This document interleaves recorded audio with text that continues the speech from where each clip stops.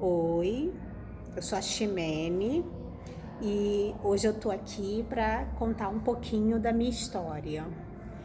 Em 2013, eu tinha 31 anos, já casada com 2 filhos. Minhas crianças tinham, o mais novo tinha 1 aninho e a mais velha tinha 4 anos. E num autoexame em casa, eu senti um nódulo na minha mama direita.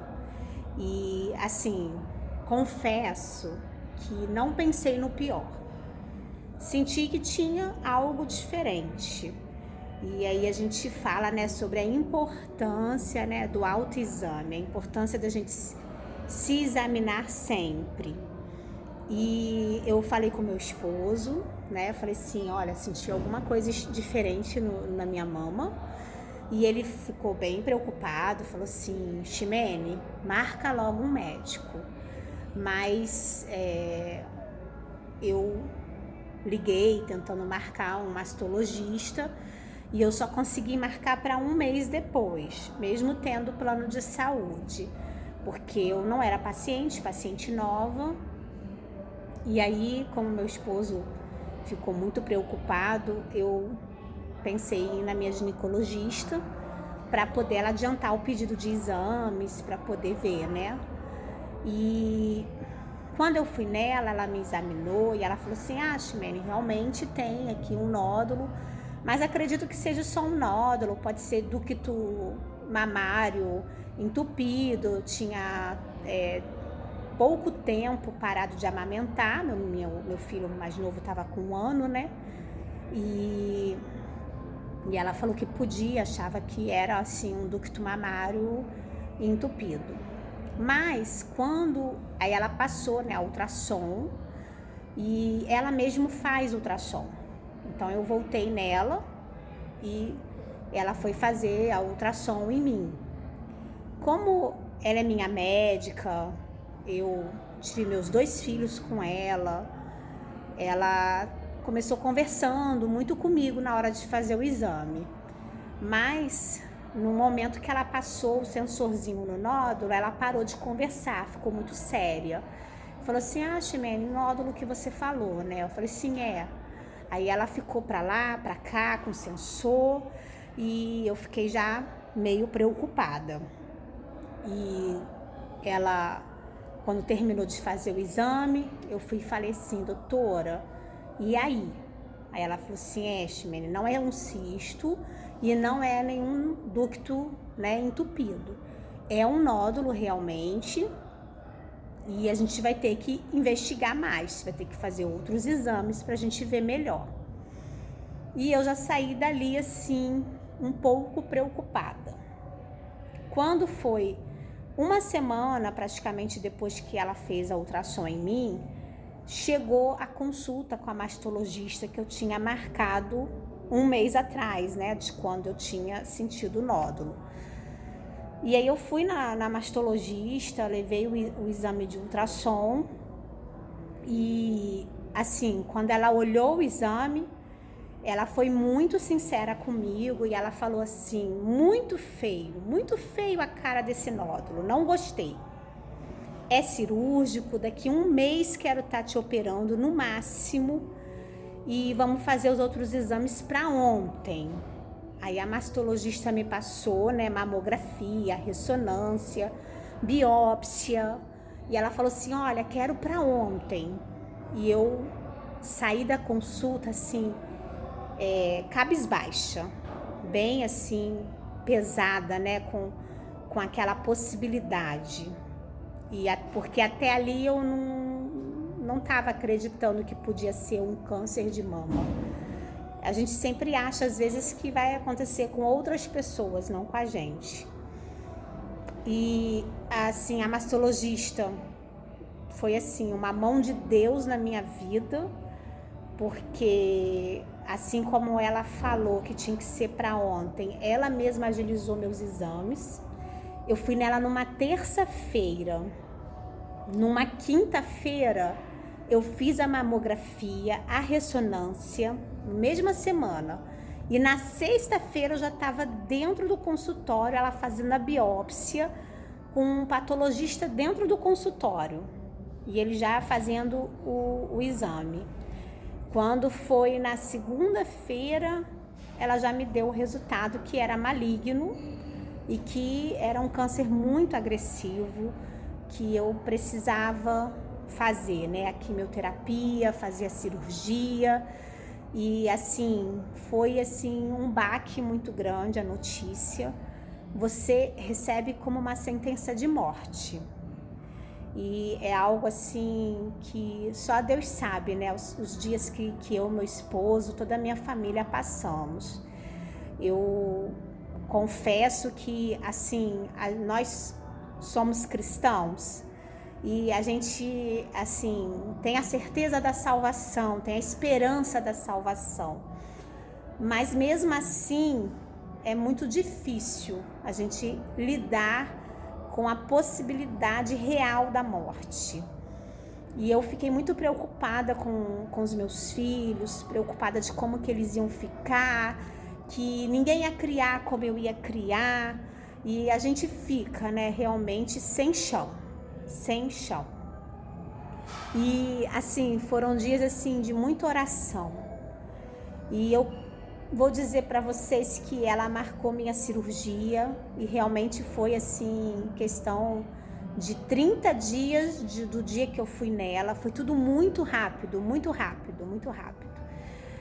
E assim, foram dias de muita graça, de muita graça. Porque apesar dos medos, apesar dos temores, Deus foi presente na minha vida. E Ele nos sustenta, Ele nos sustenta. Quando diz pra gente buscar o Senhor enquanto se pode achar, quando fala pra gente escolher Ele nos dias da nossa mocidade, antes que venham os maus dias, isso tudo se tornou verdade na minha vida, porque assim como, graças a Deus, eu tinha escolhido o Senhor desde a mocidade. Quando chegou esse dia mal na minha vida, porque o dia mal chega,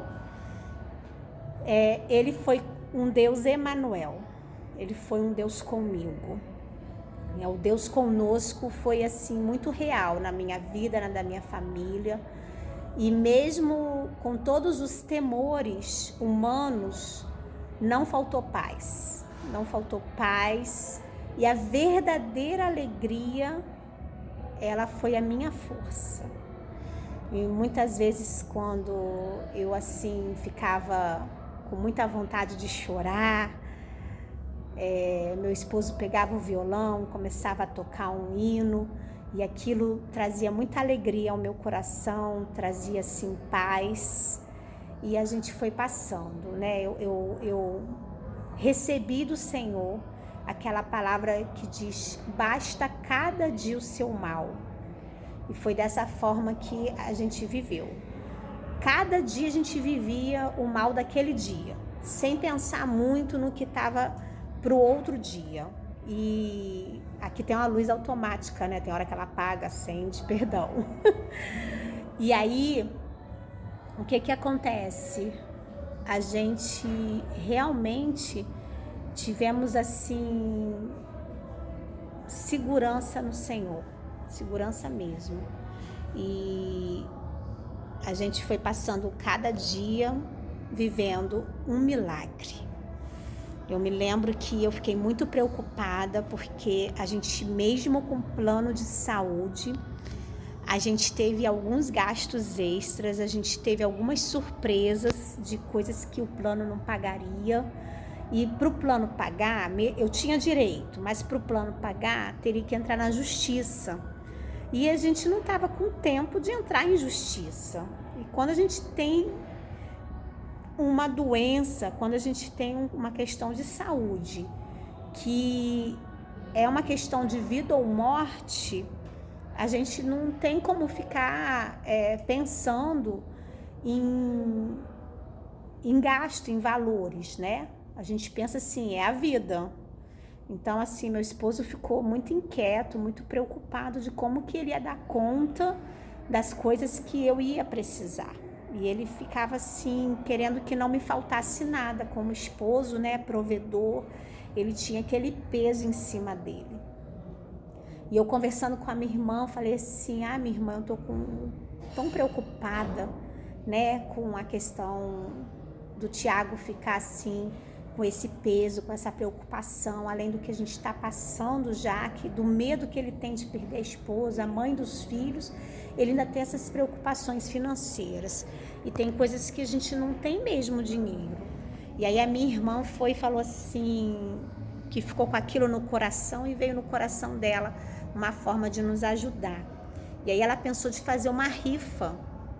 E ela falou assim, olha, Ximene, eu não tenho dinheiro também para te dar no que você precisa, mas a gente pode fazer uma rifa, que aí quem quiser ajudar, ajuda através da rifa, cada um dando um pouquinho. Irmãos, foi algo assim surpreendente. Ela fez a rifa. As pessoas do meu serviço começaram também a querer passar a rifa, falando assim, Ximene, a gente não queria uma forma de te ajudar nesse momento. A gente às vezes não tem um dinheiro muito grande, mas com a rifa a gente pode cada um dar um pouquinho.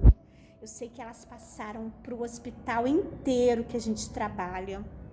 E eu lembro que tinha uma amiga minha que nem é cristã e falava assim, Ximene, você não sabe a alegria que está sendo para mim passar a rifa, poder te ajudar. Está sendo tão bom poder te ajudar de alguma forma.